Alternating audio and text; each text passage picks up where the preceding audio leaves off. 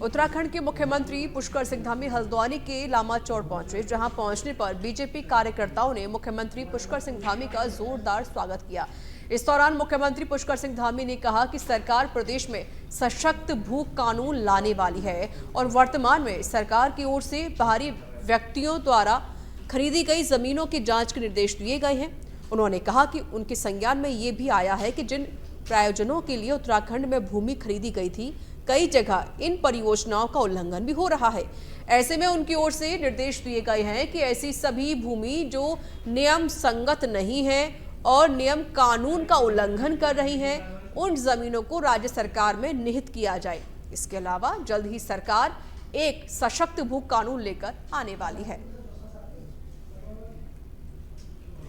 प्रदेश के अंदर लंबे समय से एक सख्त भू कानून की आवश्यकता लोगों के द्वारा अनेक बार की गई है और हम भी चाहते हैं कि प्रदेश के अंदर सख्त भू कानून होना चाहिए।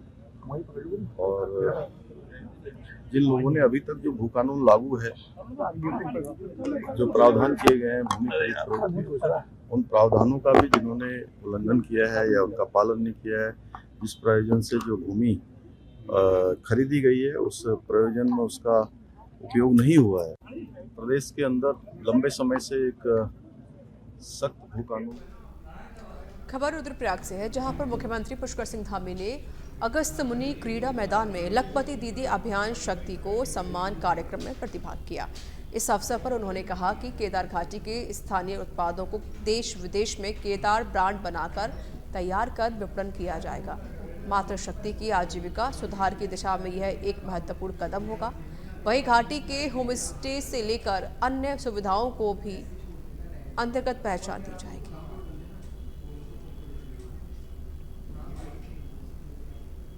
पिछले 4 दिनों से साइबर अटैक के चलते ठप पड़ा कामकाज अब धीरे धीरे पटरी पर लौट रहा है। ज्यादातर साइट खुल गई है, लेकिन कई महत्वपूर्ण साइट हैं जो अभी भी बंद हैं। 4 धाम पंजीकरण वेबसाइट, सीएम हेल्पलाइन साइट सहित भले कुछ साइट खुल गई है, लेकिन कोषागार अभी भी खुल नहीं पाई है, जिससे प्रदेश में लेन देन पूरी तरह से ठप हो गया है। वित्त मंत्री प्रेमचंद अग्रवाल ने कहा कि सभी साइटें खुल जाएंगी और सभी काम पहले की तरह सुचारू हो जाएंगे।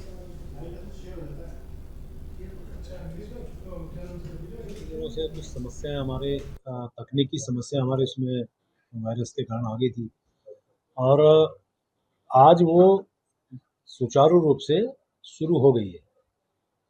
कोषागार में भी मुझे लगता है कि उसमें थोड़ा सा और अभी थोड़ी प्रॉब्लम है, दिन तक वो भी शॉर्ट आउट हो जाएगी। यानी कि हम देर शाम तक हमारे सभी विभाग जहाँ जहाँ ये दिक्कतें थी वो अपना काम प्रारंभ कर देंगे। यानी सभी इस प्रकार की जो दिक्कतें आई थी वो लगभग समाप्त। उत्तराखंड में निकायों की तरह स्तरीय पंचायती चुनाव भी समय पर नहीं हो पाएंगे। राज्य निर्वाचन आयुक्त सुशील कुमार ने पंचायतों में नई मतदाता सूची बनाने की अधिसूचना जारी की है।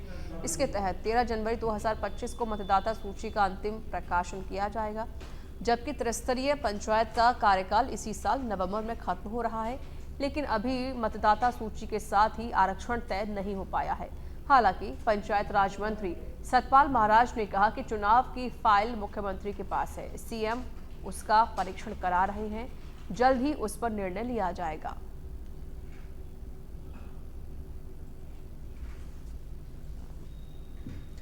उत्तराखंड के परंपरागत फसलों और भोजन के उत्सव गणभोज दिवस को उत्तराखंड के स्कूल, कॉलेज और मेडिकल कॉलेज में बृहद रूप से मनाया गया। गणभोज दिवस के मुख्य कार्यक्रम का शुभारंभ शिक्षा एवं स्वास्थ्य मंत्री डॉक्टर धन सिंह रावत ने दीप प्रज्वलित करके किया। गणभोज दिवस का मुख्य कार्यक्रम राजकीय बालिका इंटर कॉलेज राजपुर रोड में मनाया गया।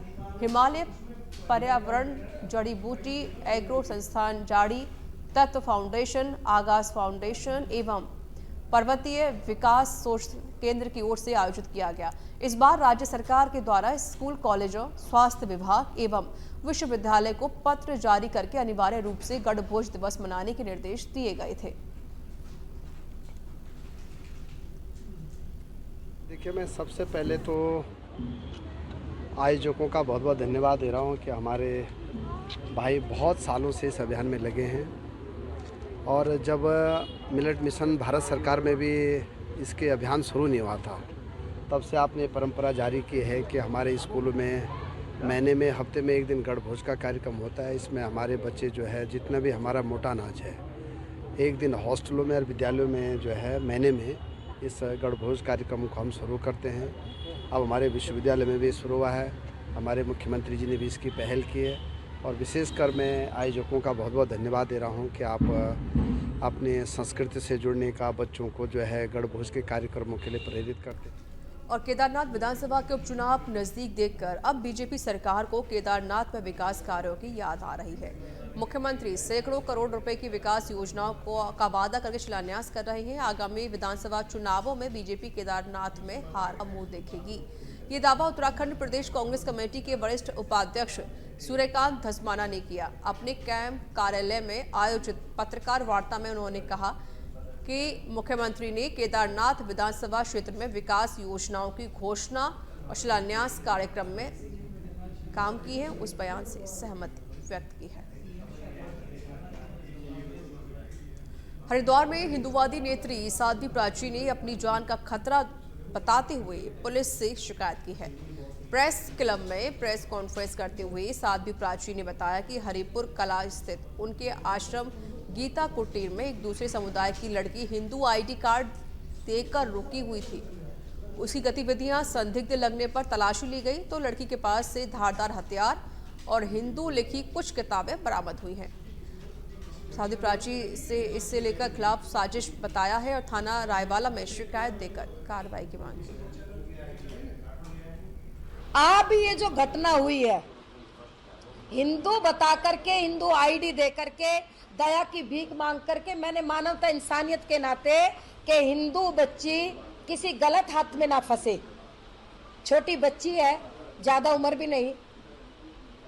अब मुझे शक हुआ उसकी गतिविधि पर 10-15, क्योंकि मैं बाहर रहती हूँ अक्सर, मैं कमाती हूँ। 10-15 दिन पहले मुझे शक हुआ, मैंने पुलिस को इन्फॉर्मेशन दी और पुलिस को इन्फॉर्मेशन देने के बाद उसको निकालने की भी वो कहा कि हमारे ये उद्देश्य नहीं था कि पे इसकी इंक्वायरी की जाए, कुछ भी नहीं था, क्योंकि मैं तो मानवता इंसानियत के नाते उसकी सेवा की, उसको रखा आश्रम पे। उसके बाद उसको जो है, अब आज जब उसका सामान जाने लगा तब ये 3-3, 4-4 आधार कार्ड और हथियार और ये सब जो ये दुकान लगी हुई उर्दू में सारे उनके पेपर। में पुलिस क्रिमिनल बैकग्राउंड के लोगों की पहचान करने के लिए लगातार सत्यापन अभियान चला रही है। पिछले करीब 1 महीने में पुलिस जिले भर में 10,000 से ज़्यादा सत्यापन कर चुकी है। वहीं बिना सत्यापन के किराएदार रखने वाले मकान मालिकों और बिना सत्यापन के बाहरी लोगों को नौकरी देने वाले करीब 1,000 लोगों का चालान भी किया जा चुका है। देखिए, सत्यापन अभियान लगातार पूरे जनपद में हम लोगों के द्वारा पूर्व में भी चलाया जाता रहा है, लेकिन इस समय जो अभियान हम लोग चला रहे हैं उसमें पूर्व में जो खासकर अन्य जो अपराधी प्रवृत्ति के लोग हैं उनका जो अभियान में कुछ लोगों के पकड़े भी जाने में हम लोगों के द्वारा कार्रवाई की गई है और उसमें इसके रिजल्ट्स भी सामने आ रहे हैं और ये अभियान लगातार चलता रहेगा और इसको और ज़्यादा इंटेंस अभी करने की ज़रूरत है। उसमें हम लोगों के द्वारा सभी नशे पर लगाम लगाने के लिए एसटीएफ की टीम लगातार कार्रवाई कर रही है, जहां एसटीएफ की एएनटीएफ टीम ने 95 लाख की स्मैक के साथ 3 नशा तस्करों को सिविल लाइन कोतवाली रुड़की से गिरफ्तार किया है। बता दें कि पुलिस ने 317 ग्राम स्मैक बरामद की है। जानकारी के मुताबिक स्मैक बरेली से लाई गई थी और हरिद्वार में सप्लाई होने वाली थी। उत्तराखंड एसटीएफ की एएनटीएफ यूनिट ने ये 317 ग्राम स्मैक बरामद की है और इस संबंध में कोतवाली सिविल लाइंस हरिद्वार में केस रजिस्टर हुआ है और 3 अभियुक्तों की इसमें अरेस्टिंग हुई है। इसमें 2 अभियुक्त जो हैं शहजाद और आज़ाद, ये लाडपुर लक्सर के रहने वाले हैं और एक जो सप्लाई इनको कर रहा था, लेके आया था जो बरेली से रईस, वो इसमें अरेस्ट हुआ है। ये उत्तराखंड खबर लक्सर से है, जहां रुड़की तिराहे पर पुलिस चेक पोस्ट के निकट युवकों के 2 गुटों में पहले जमकर हाथापाई हुई, फिर एक गुट की ओर से अचानक 2 राउंड फायरिंग किए जाने से क्षेत्र में अफरा तफरी मच गई। फायरिंग करने वाले युवक मौके से फरार हो गए हैं। साथ ही जिन युवकों पर फायरिंग की गई है, मौके पर पहुंची पुलिस उन्हें पूछताछ के लिए अपने साथ कोतवाली ले गई। मुख्यमंत्री उत्तराखंड के ड्रग्स की फ्री देवभूमि 2025 के विजन को साकार करने के लिए दून पुलिस की ओर से लगातार नशा तस्करों के विरुद्ध कार्रवाई जारी है। इसी क्रम में दून पुलिस को एक बड़ी सफलता हाथ लगी है। बता दें कि राजपुर पुलिस की ओर से होटल, रेस्टोरेंट, बार और संदिग्ध चेकिंग के दौरान मुखबिर के माध्यम से पुलिस को सूचना प्राप्त हुई कि कोबरा गैंग का मुख्य पेडलर दिल्ली से कोकीन की सप्लाई करने देहरादून आया है, जिस पर पुलिस टीम ने चेकिंग के दौरान Kothal gate barrier old Mussoorie road के पास से एक विदेशी नागरिक को कोकीन के साथ गिरफ्तार कर लिया। पहले भी राजपुर पुलिस ने कोबरा गैंग के 3 विदेशी पेडलरों सहित अन्य नशा तस्करों को भारी मात्रा में मादक पदार्थों के साथ गिरफ्तार करके जेल भेजा था।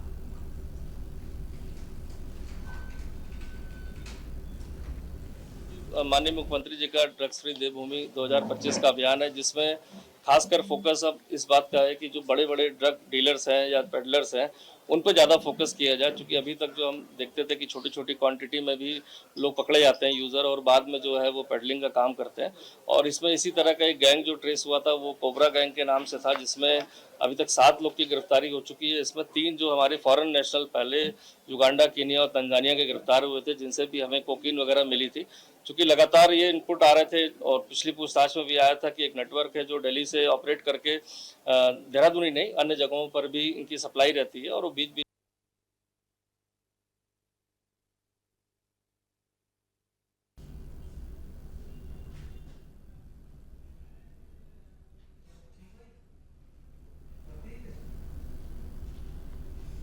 हरिद्वार में 3 नशा तस्करों को 317 ग्राम स्मैक के साथ गिरफ्तार किया गया है। इस समय इसकी कीमत 95 लाख है। आपको बता दें कि मुख्यमंत्री पुष्कर सिंह धामी ने संकल्प लिया है कि उत्तराखंड 2025 तक नशा मुक्त हो जाएगा, और इसी के तहत एसडीएफ की सटीक रणनीति का ये परिणाम है।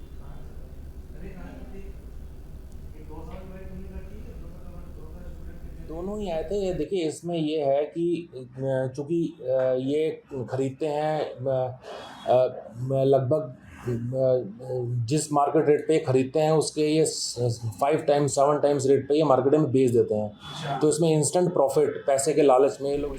सितारगंज में NH 125 पर बघोरा के सामने हुआ एक दर्दनाक हादसा, जिसमें नानक मत्ता की ओर जा रहे बाइक सवार संतोष भट्ट निवासी हल्द्वानी के बताए जा रहे हैं। वहीं कार की टक्कर हो गई है, तो वहीं बाइक सवार मौके पर उसकी दर्दनाक मौत हो गई। साथ ही सूचना के स्थानीय पुलिस ने मौके पर पहुंचकर शव को अपने कब्जे में लेकर 108 की मदद से सामुदायिक स्वास्थ्य केंद्र पहुंचाया, जहां डॉक्टरों ने बाइक सवार को मृत घोषित कर दिया।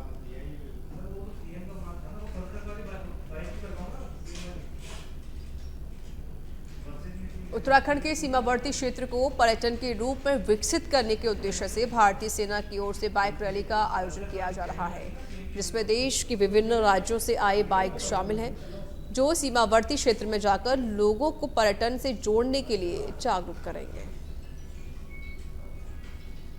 पहले तो उसका मेन उद्देश्य ये था कि हम यहाँ पर टूरिज़्म को ज़्यादा बढ़ावा दें, अपने उत्तराखंड को एक्सप्लोर करें।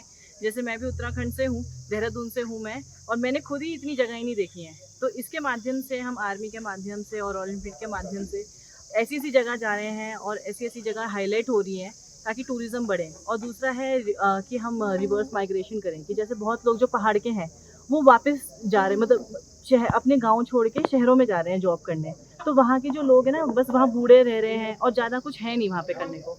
तो जैसे टूरिज़्म बढ़ेगा, जैसे अभी आप देख रहे हैं इतने हम बाइकर्स हैं, हम कोई अपना यूट्यूब चैनल चला रहे हैं, बहुत जगह जाएगा, जैसे आपके माध्यम से भी बहुत लोग देखेंगे, तो देखेंगे कि हमारे उत्तराखंड में ब्यूटी कितनी है, तो वहाँ जाएंगे। दिनेशपुर में जय भवानी जागरण कमेटी के तत्वाधान में 21वां जागरण और भंडारे का आयोजन किया गया। इस दौरान गदरपुर के प्रसिद्ध जागरण मंडली के कलाकारों ने देवी मां के भजनों की प्रस्तुति देकर भक्तों को झूमने पर मजबूर कर दिया।